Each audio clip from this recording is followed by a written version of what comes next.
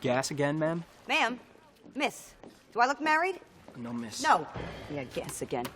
Ask him, he knows. All right, scram. How are you, DeeAnna? How am I? Wet. I don't think I'm gonna fit in that fish ass after this week. Oh, we should have the water ballet in the can after tomorrow in the nightclub scene. Wardrobe will have a gown for you that's more forgiving. Any more thoughts about who you might marry? I ain't doing that again. I had 2 marriages. It just cost the studio a lot of money to bust them up.